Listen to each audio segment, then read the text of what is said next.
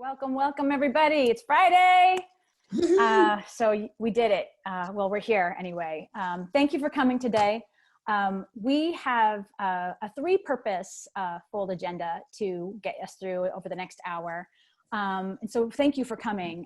Our first one, and very simply, we want to bring you all together. We want to create a sense of community and connection during this very challenging time. But during this challenging time, in the second part, is we really want to take the time to really honor where we're all at in terms of dealing with the reality of our current situation, not just from a work standpoint or career standpoint or how business gets done and how we keep this economy rolling standpoint, but also from a very deeply personal stories of resilience and hope and connection we're seeing locally in ways that harness the third purpose of today, which is really about the, inspiring more action.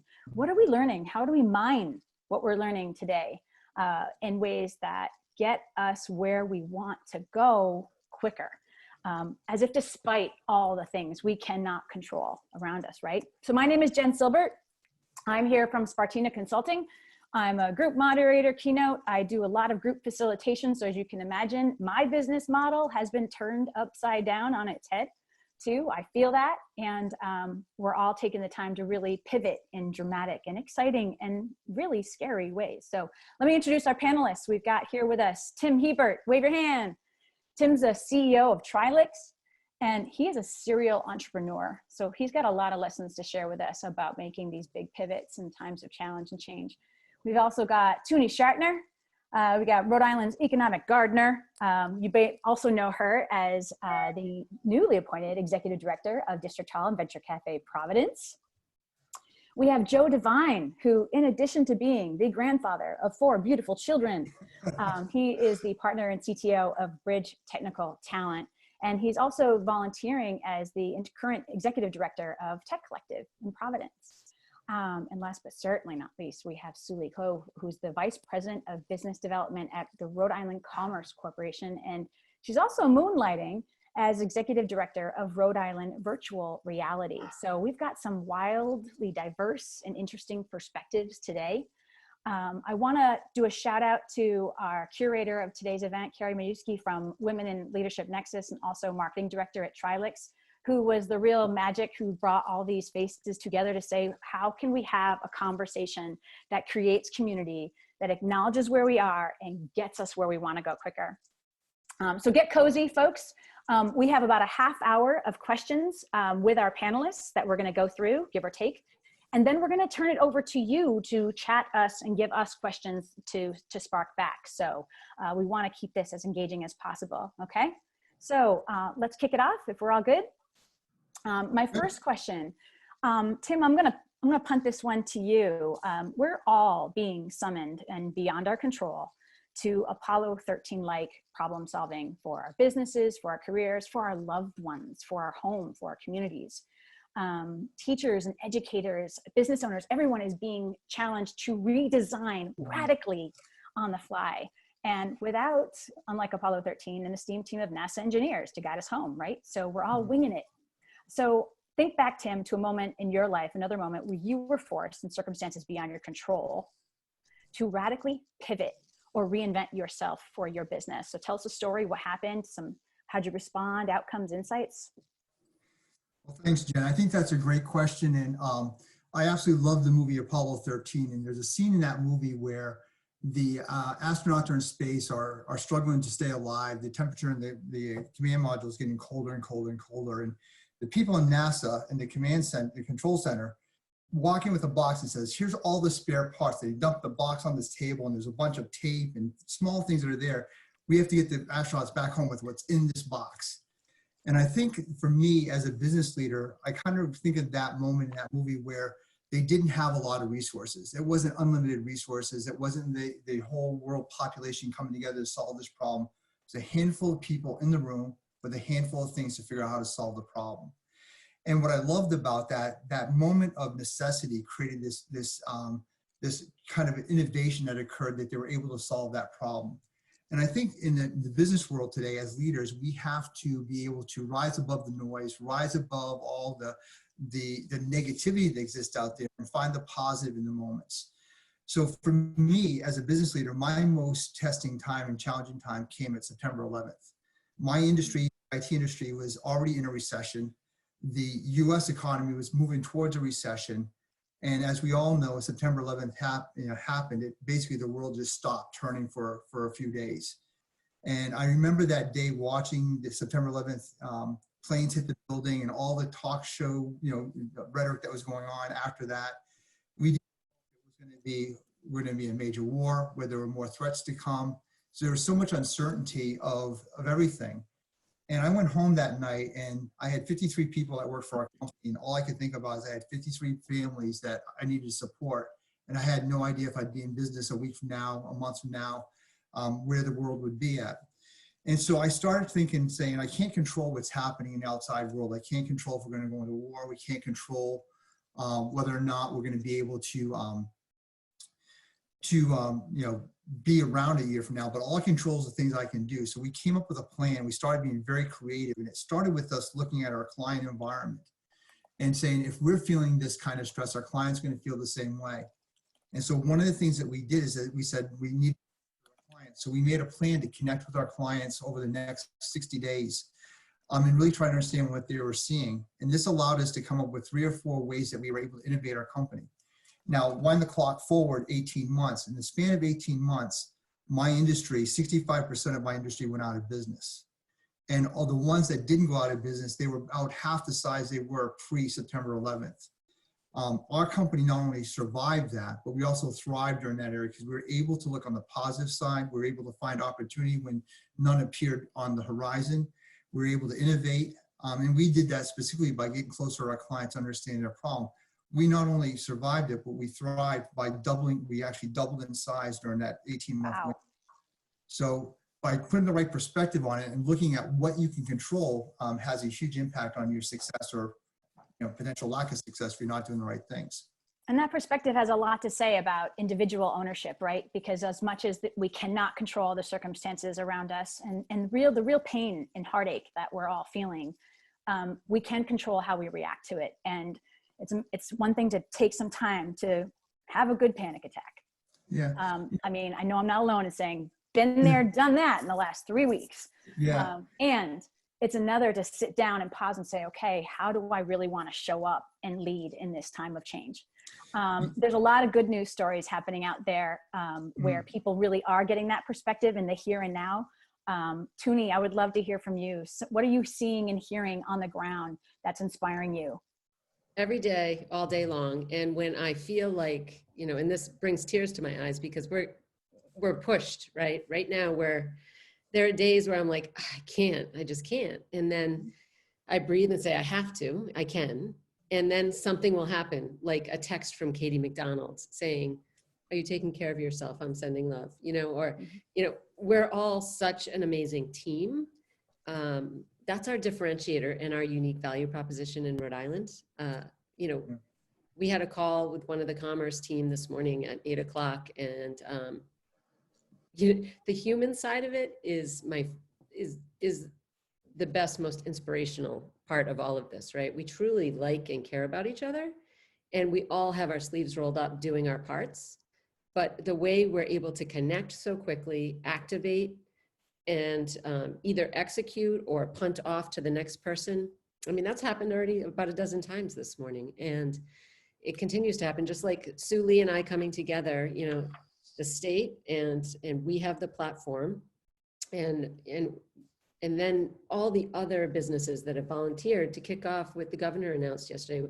We now have, Rhode Island has a small business tech support program that we're executing today, and we just built over the last few days, really. And we're able to do stuff like that quickly to my peeps in Wickford, Rhode Island, brick and mortars that are pivoting and making things happen and figuring out how to not only survive, but hopefully thrive in this new normal that we're headed towards. And just I could give a million examples. In fact, you mentioned the tech support. Siu-Li, can you share more about that from the commerce perspective? Sure. So thanks for asking. We have a Rhode Island small business hotline that's been in existence. And you can imagine the last week and a half, 2 weeks, we have been inundated by calls. So my role is usually to attract businesses from outside of Rhode Island into the state. And we just all pivoted to help that Rhode Island small business hotline.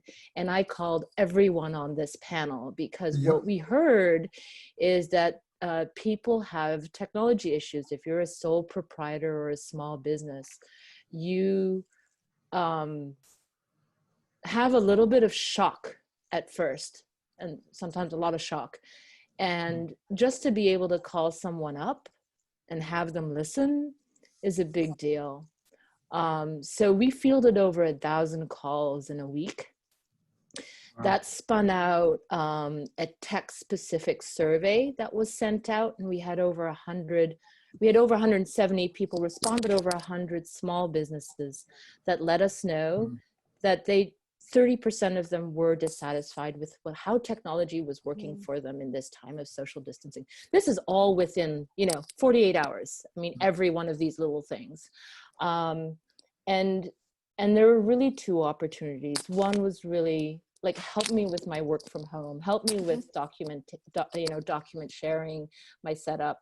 And the other is also digital transformation, just as Tim was saying, he experienced during his 9/11 experience. I think some people are thinking, I know I could use technology, but I need help. So we have an ongoing set of things that we're looking at, but it was a real cry for help for these businesses that don't have a tech support to call. They're not tech savvy. And we reached out to a couple of people, and we are continuing to reach out for volunteers. And we use the District Hall Providence office hour platform. So really leveraging, right? Throw it on the table, see what we got. We've got some great partners. We've got some great tools. And we put it all together. This really is going to be a really big deal. Yeah. And people who were not accustomed to manning a hotline are manning a hotline. Yes. It's no different from teachers who a month ago, if we told our educators they'd have to completely redesign learning to be virtual and in front of a video camera with all online assignments, it would have blown our minds. And yet here we are, just showing up. Joe, go ahead, Tim. You're going to add. Can I just add something? I think what's remarkable is the agility that and resiliency that you see happening these days, right? Think of a teacher that has been comfortable teaching in a classroom in front of students every day, all of a sudden doing video. I've been on a number of calls in the last week where the other parties on the other end have never ever been on a Zoom call, had never dialed to a conference bridge, right? We're changing and adapting on the fly. And that's the resiliency that we need to survive these kind of challenges. It's that mindset that you create, that we can find a way to do things differently, that really allows us to move beyond the crisis at hand and move towards kind of a better place. So, and I know when we're looking at the tech support hub that we're creating, people that volunteered to help are facing these exact same concerns and issues, and yet they're volunteering their time to help others. Right. Yeah. That's a remarkable sign of what we've created. There's a lot of positivity here that you don't see on a day-to-day basis. So it's good to see. Joe, I would love to hear from you from the standpoint of, okay, so you're a business owner as well, and you've had to make some big decisions in terms and really deliberate choice of practices and tools to support your staff and your teams from both Bridge and Tech Collective. What do you find is working really well for you? Well, first off, we have to remember, and we need to understand that the health, the financial and unemployment crises we have in front of us have a larger human element. We need to make sure we put people first throughout this whole process. And there's fear, anxiety, depression that likely exists throughout your organizations and families, no matter which virtual tools or technology we're employing. We got to remember to start with empathy. So I recommend be open about your expectations, that we all need time to process this new reality. Productivity is going to shift up, down, back up again. have team touch-ins at least daily. Try to maintain connectivity with your teams. Try to keep daily rituals that you had before, and perhaps create new rituals that you can add, maybe add a little more fun to it, a little more optimism. As leaders, we really need to lean into the current situation to find out what are the ways we can get closer to our customers and engage with our future customers. We need to meet them where they are. And right now that's virtually, but also where are their heads? What are new concerns they didn't have 3 weeks ago? How can you or your business use your technology tools to solve these problems? Almost every company is somewhere around that digital transformation spectrum, finding new ways to improve the customer experience, grow new revenue channels for yourself, reduce your costs. The COVID-19 crisis is causing many companies to accelerate their pace of change. If you're not also adapting and being flexible, creative, then your competition is going to blow by you when this crisis ends. Yeah. It also says a lot about brand, doesn't it? Like people, consumers, clients, customers, they're going to remember who showed up and who really leaned into the challenge, not just innovatively and with relevance to the technology that we can employ, but also who took care of their people and who really rose to the occasion in terms of great leadership. I'd like to hear from all of you in this next question, and then we're going to make some time to hear. We have some great questions coming in from the participants. Thank you. These are great, folks. Keep them coming. So we're learning a lot about leadership, aren't we? We have so many lessons to mine, good and bad, on really great leadership locally, nationally, globally. What great examples of leadership are you seeing in terms of the real qualities that we're seeing of what it takes to lead in times of crisis and really help people pivot to opportunity? Let's start with Tim. Why don't you go first? Yeah, I would say, Jen, I think, first of all, there's a lot of opportunities that we can observe of people demonstrating great leadership. The two that I would highlight, I think number one, what our governor's done in the state of Rhode Island to get us to be very aggressive and be on the forefront of leading the charge of staying on top of this crisis, the health crisis specifically. The one thing I love that she's done, and I think business leaders in just in general, we need to do more of this, is the daily communications. I think that, getting in front of the state, talking about stuff that's unfolding as she's speaking, and she can't control 90% of the things that are happening around her, and to be honest and transparent and authentic as possible and sharing that message, doing it with humility, doing it with a sense of positivity, but not being over Pollyannish about the viewpoint, I think has been remarkable.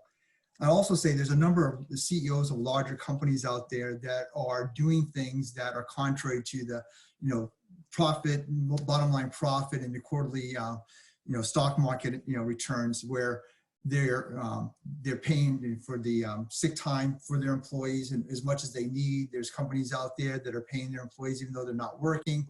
There's all kinds of things that are happening where these leaders are stepping up, taking a very positive step in the direction of doing that. And I think we need more of that as we go forward, finding ways to come together and make it all happen. That is a great segue for me, Jen. Go for it. So in terms of listening and keeping up to date so you can communicate out, there's a couple of things I know that a lot of us are doing in terms of crossing silos, creating task forces and stand-up meetings to just keep everybody informed. When you're doing that listening, a great place to stay up to date with the governor is on Twitter. She's at Gov Raimondo. Please, I know many of us cannot attend those 1 p.m. or 2:30 briefings. You can get updates that way. And I would echo what he said, what Tim said in terms of, this is the time to listen and communicate. And the thing that I've really learned, because, we're juggling so many balls in the air, is forgive. We're all trying to do so many things at once to help. And go with not perfect, because, and again, we're trying to get things done for people. We're not going to get it right 100% of the time. That's okay. Good it's really important. Go ahead, go Tuni. I have a friend who teaches at a private school, and he's so stressed out you know, being able to deliver the quality of teaching that he's used to being able to deliver. And I said that very same thing to him yesterday. I said, go easy on yourself. It's all okay. You know, the kids will be fine. You're an amazing teacher. Just showing up for them is what you need to do right now. And empathy, I just can't stress that enough. And Deb Burton, who I call our elder care czar for the state, just shared that Mark Cuban yesterday said, how you treat your employees and customers now will be how your brand is recognized for the next 10 years or more. Absolutely. I think that brings up a good point, right, Tim? Like we talk about this all the time, and Joe and Jen, all of us, empathy, leading with empathy, mindfulness. This is the silver lining in all of this, right? Because that which we've all been kind of screaming with no sound coming out, except for to a group of us, so many are being forced into that space right now. Yeah. And that's not a bad thing. And we're seeing so many wonderful examples of that. I just wanted to bring up Al. Al said, my firm does a lot of employee team training. I know we're not in the Q&A yet, but this just brings up, yeah. Much employee and team training, much of which is best delivered through in-person sessions. If we're going to be using more technology to deliver these sessions in the future, how do we ensure that we deliver the same level of quality experience to participants? I think I can uniquely speak to that because District Hall and Venture Cafe, you know, how we pivoted very quickly 4 weeks ago, right? And the most important thing to me was, how do we replicate our secret sauce, which is that in-person connectivity in a virtual setting? So Al, to speak to that, we'll never be able to 100% replace that. But, you know, with my team, I was on a call this morning with the director of the Office of Innovation and one of our state representatives and Amy on our team. And we were all on a phone call. And I said, okay, we were scheduling our next one. I said, can we make it a Zoom call? I miss your faces. So, you know, in whatever way we can, I think the video is really important. And in fact, if I could pivot to Joe. Joe, you had shared with me a while back about your observations about leadership now in even, for example, letting go of the stigma of a remote call where the kids and the dogs are making the noise in the background. Like, it is what it is. What are you seeing, Joe, in terms of just showing up as you are to keep that engagement real? I first of all, I think all the other answers were awesome. I think I love what I heard from everybody else, but I really think staying calm and trying to, you know, because there's so much anxiety and fear, I think bringing a calm presence and being optimistic above all else is continually going back to the optimistic tone and recognizing that there's going to have to be times you have to give grace to people. You're just going to have to allow that to happen, to let that wash over them and let them feel like, okay, great, I've got your back and we're all getting through this together. It's a new dynamic. Nobody knows exactly where it's going to go.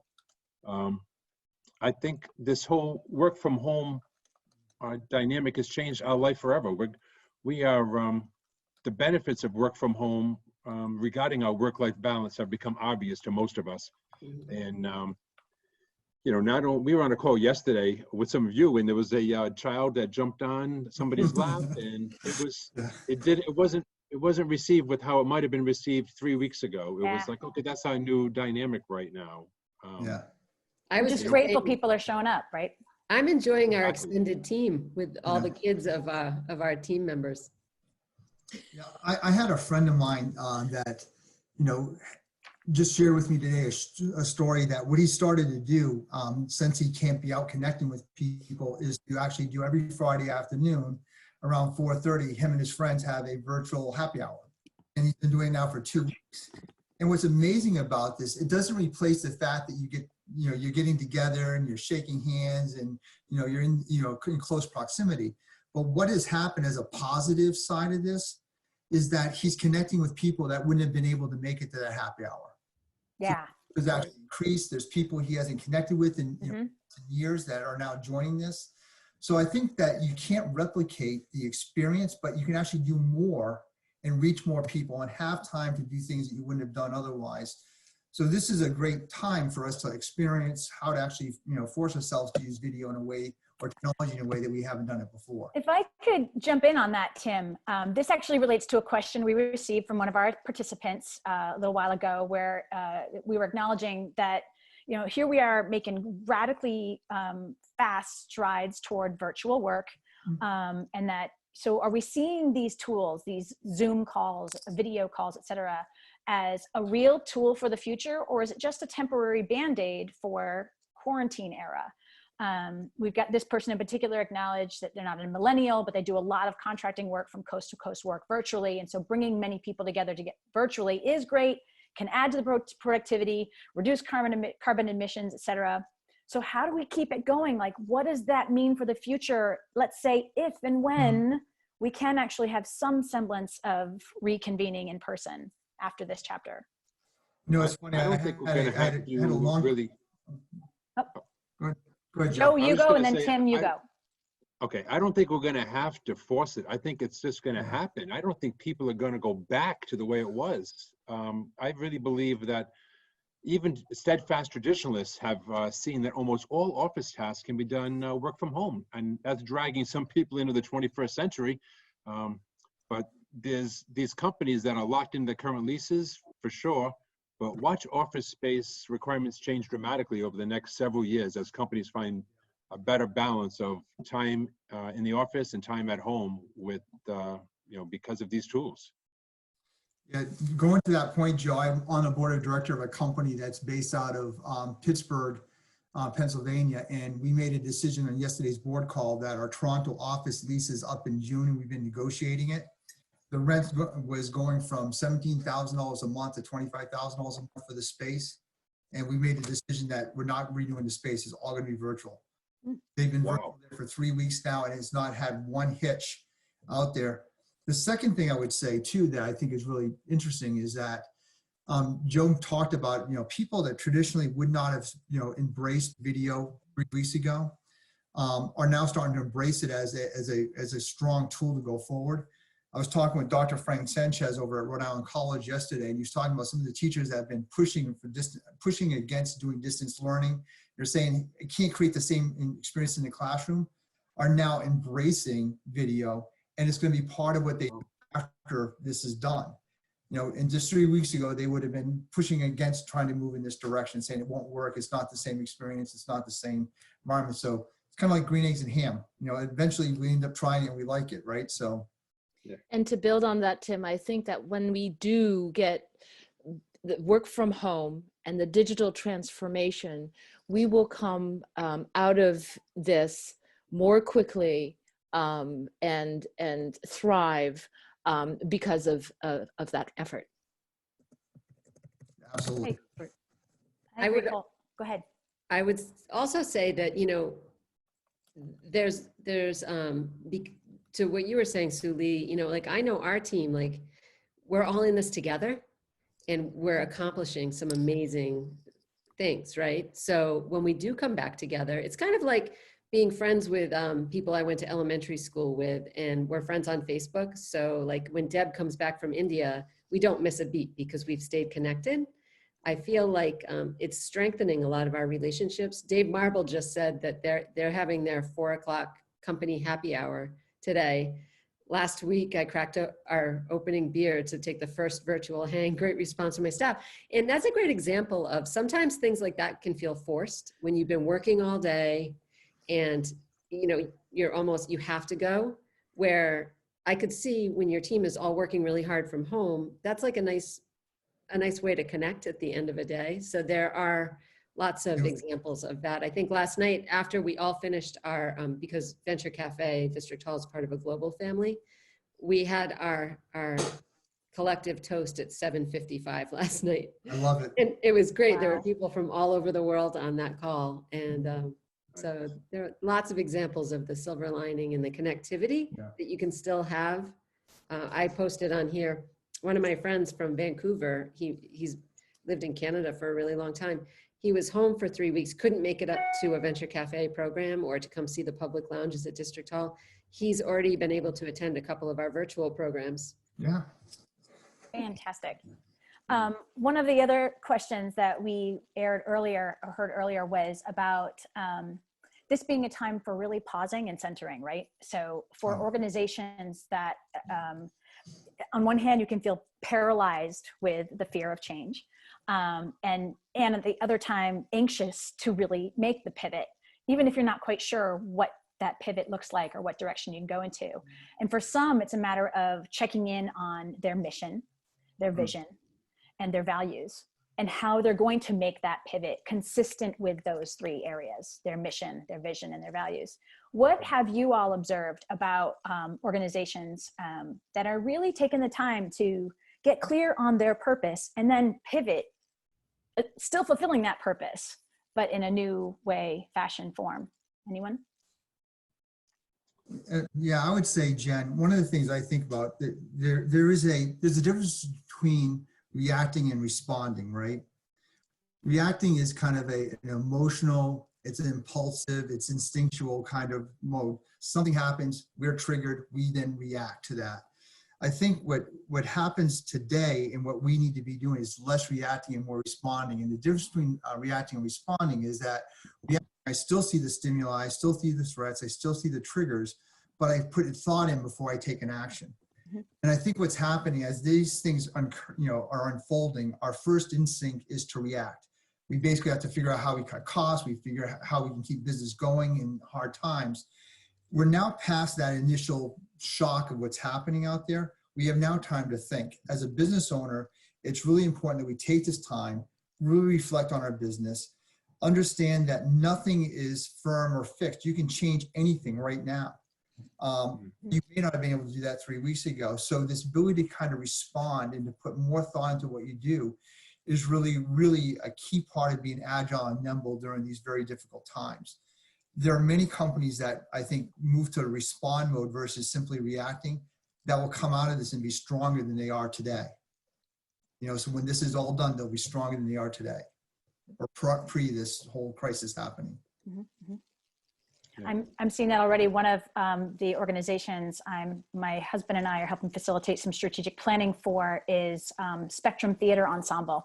If you haven't heard of them, go check them out, STE, where they specialize in creating meaningful theater productions, engagement opportunities, workshops, you name it, for persons that are neurodiverse and or on the spectrum. And aren't we all, right? We all are on a learning spectrum. Their mission is so clear that they are now creating new ways to show up on new mediums digitally, for example, podcasts, social media, you name it, that's in ways that still give voice to their target audience and their families they live to serve. Not necessarily on a stage as their original theater concept was designed, but nonetheless, they are still living into their mission. So it's really an opportunity for all of us to really examine that. Siu-Li. Yeah, I just want to give a shout out to some of the other organizations that work across industries that have really assessed their strengths and worked to respond from their core, so to speak. Right. So like Polaris MEP has been helping a ton to identify manufacturers or manufacturing capabilities. I know someone on the chat, said, hey, make sure to give a shout out to Polaris MEP. Manufacturers that like Honeywell that are in safety products are spinning up manufacturing to make those N95 masks. They're hiring 500 people. Another organization that we work closely with, Skills for RI, is helping to find those 500 people. So just an example of how a company, a manufacturing association, and a talent development organization are really working well together. And I'm sure I'm missing some people that were a part of that. That think about all of the things we need to keep everyone healthy. Polaris MEP has been just a great partner in that as well. We got a question in from Jim about business best practices that are changing now and will continue to change. And how are folks meeting those challenges in the business and cascading that into their internal teams? I want to do a quick shout out, Siu-Li. Can't underline or emphasize enough your focus on strengths and really focusing on what your core Yep. strengths are, not just your own as an individual, but your team's. Yep. Shout out to my folks at Leadership Rhode Island, who've been hosting daily and then weekly socials on Zoom that have been both harnessing local Rhode Island and national connections, where they are on a mission to help people focus on their strengths during these times of change. And then really pivoting smartly, consistent with that. What are others seeing, noticing about that? Meeting those challenges, cascading it? Yeah, you know, one of the things I'll say that it's an interesting time for us as leaders, because every paradigm that we've had and has established for the last decade or multiple decades is really being challenged right now. I was on the phone earlier this week with a company that is a big 7,000 employee company that had no work at home policy at all. As a matter of fact, working from home was not really an option for this organization. And based on what's happened is they started reluctantly working on a work at home policy. And as they were launching it, only certain people of the company would be allowed to work from home.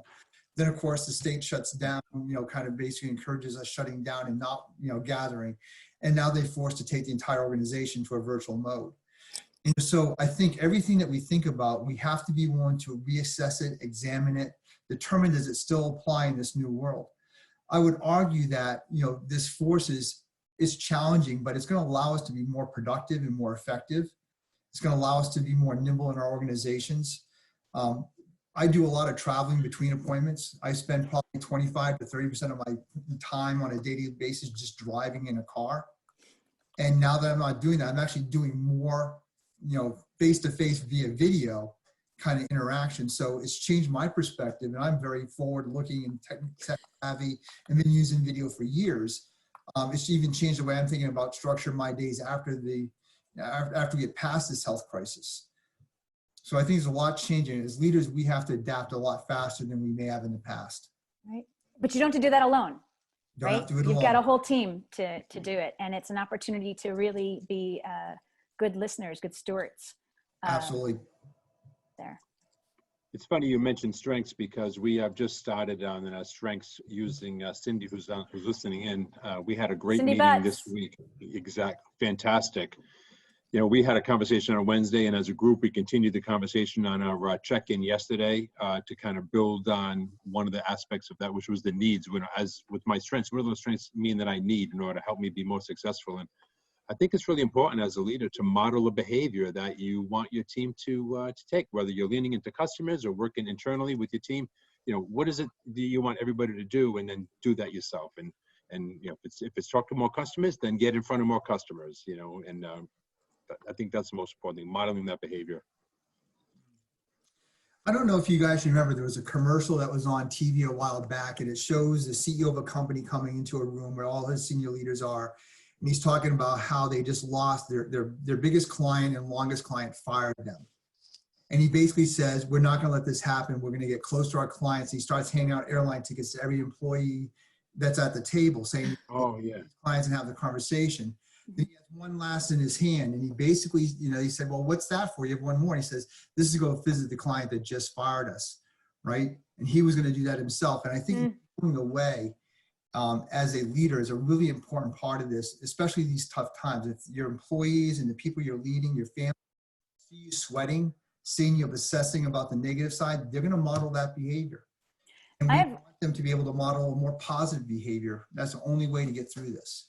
Absolutely. And there's something to be said about when we really channel, not just it's one thing to honor where we are in terms of the fear and panic, but it gives us tunnel vision.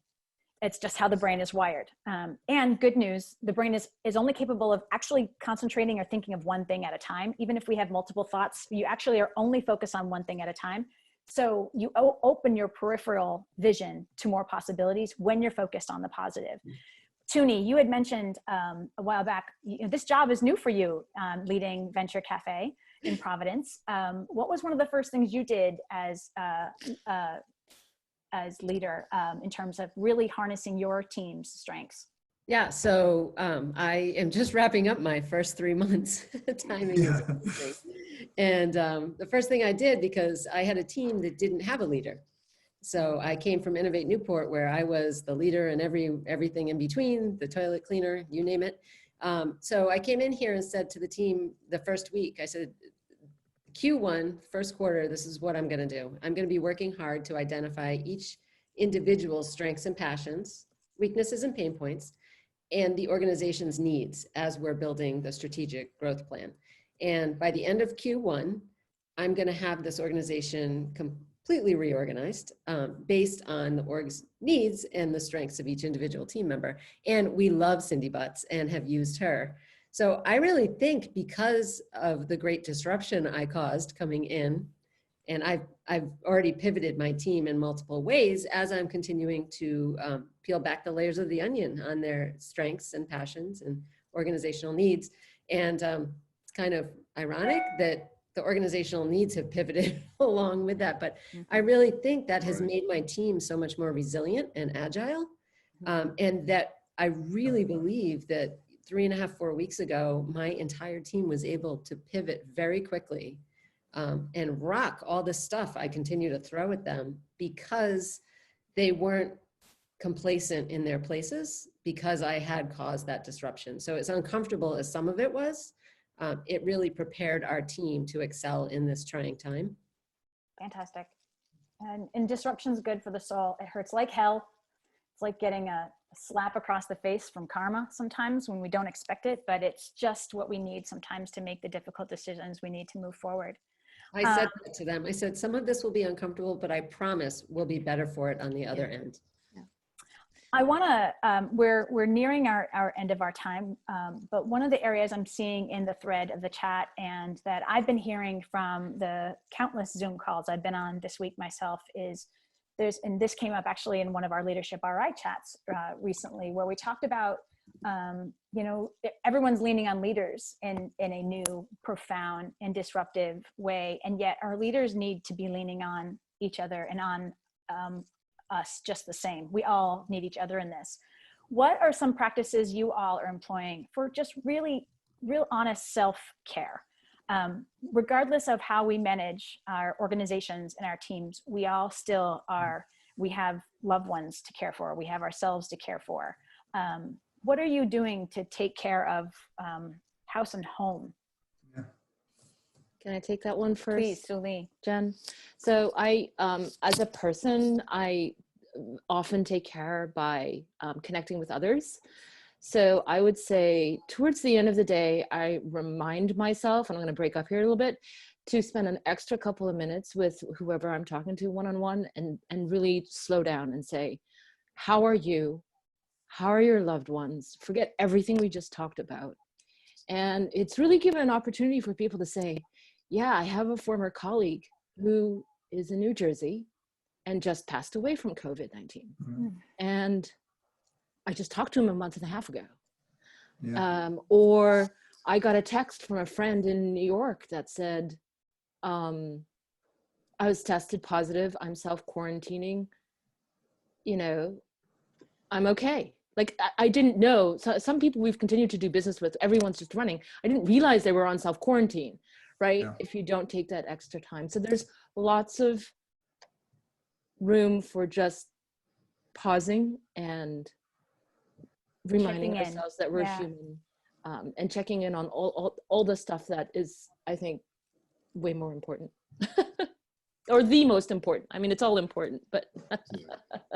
Tuni. I, starting yesterday, realizing that, you know, my days are at least 12 hours every day, and many days there's at least 10 hours of straight Zoom calls, which, you know, I'm trying to get outside as much as possible. Even if it's for a 5-minute walk. But yesterday and today, I started taking my first call of the day while I walk the dog to the beach and back. Nice. And you have to block and protect that. I would say, Jen, to add to this is that for me, I think there's two things that I've really done. And one is this really started with the health crisis. We have two crises going on right now. We have the health crisis, we have an economic crisis that's happening.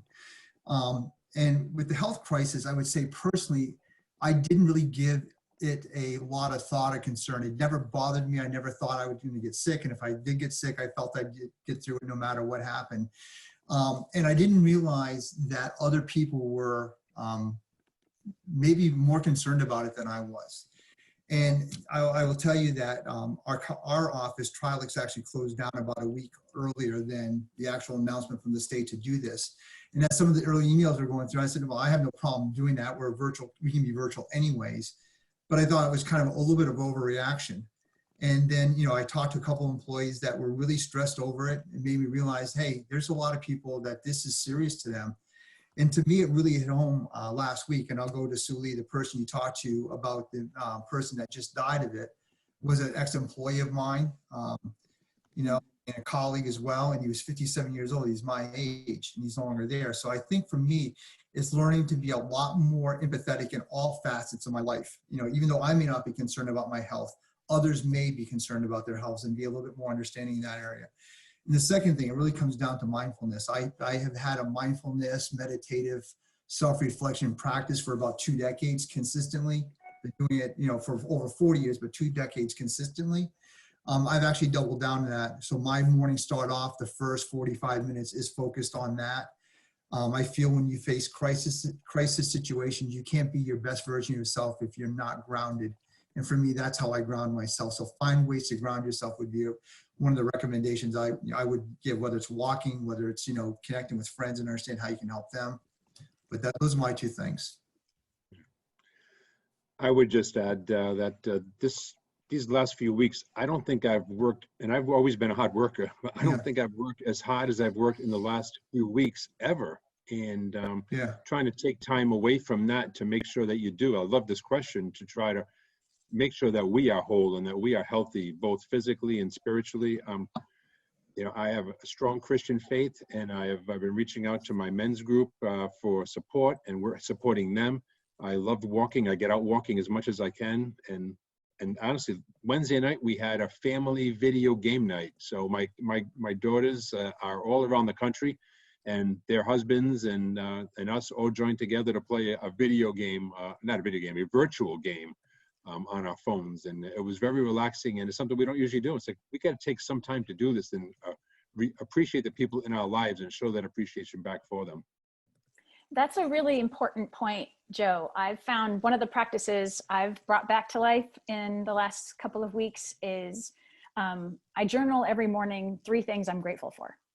And on one hand, it's super simple in the sense that you can say, yo, family, fresh air, sunny day.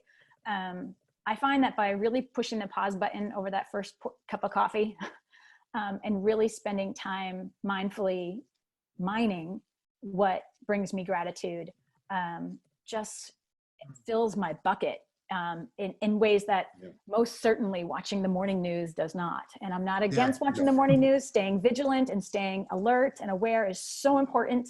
But finding that delicate balance between the information we need and the motivation that propels us forward, I think, is really important. There's also something to be said in the joy and the vitality that comes from checking in on others.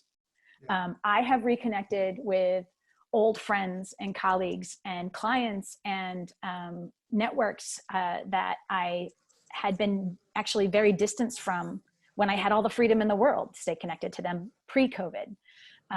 And I'm fascinated by the number of people who are accessible and within just a phone call's reach. And it makes my day better and brighter for it. So I know we're just about at about that time. I hope everyone had the chance to not just take in these awesome stories and insights and tips and tools from our 4 esteemed panelists, but more importantly, that every individual on this call is taking the time to harness your own narrative, your own story. And, you know, we talked a lot about strengths today. So what are yours? And how are you putting them to work now in ways that maybe you never imagined you would? I was reminded by a good friend of mine yesterday that even before this all happened, we've all been preparing for it. Everyone knows what it's like to take, I don't know, a walk and look up at the sky and be present in the moment and then think, okay, how can I take that wisdom, that knowledge? How can I take the example that Tim shared about pivoting from 9/11? How do we take all these stories of disruption and pause and presence and really channel them into our strengths, what we know how to do and do it well now? And most importantly, though, apart, we're still together. There's so much to be harnessed from community, even in these very extreme circumstances of being in isolation. We're actually not that apart. So I hope you all find ways of doing that and staying in touch with each other, even in alternative ways. And keep the conversations going. We're all accessible on LinkedIn and Twitter. And Lord knows all of these persons on the panelists are champions of creating community, Venture Café being one exceptional example of that. So thank you, everyone. And Tuni, I'll turn it over to you for a final hurrah. Thank you all. There's the dog barking in the background, and I promise to have it. Thank you all. You're all my friends, and I'm so lucky to have you in my peer group because you're what keeps me going. And thank you to everyone who attended. We had some questions that we didn't answer. So what I just posted in the comments is maybe we should call all these questions that didn't get answered and send a follow-up email to everyone who attended. That'd be good. That would be great. Thank you. That'd be lovely. And please stay tuned on our calendar, districthallprovidence.org. We have all kinds of programs that are pop-ups, series, and our Thursday night gatherings. We're continuing to partner with Joe Devine and Tech Collective team, citing new programs coming up. And we'll be continuing to have pop-ups as we need to, right? We need to share this information. So if any of you have any ideas, please reach out to us too. It's probably easier to say info@districthallprovidence.org than tuni.schartner@bencaf.org. But we're happy to hear, follow us, and stay healthy and happy, everybody.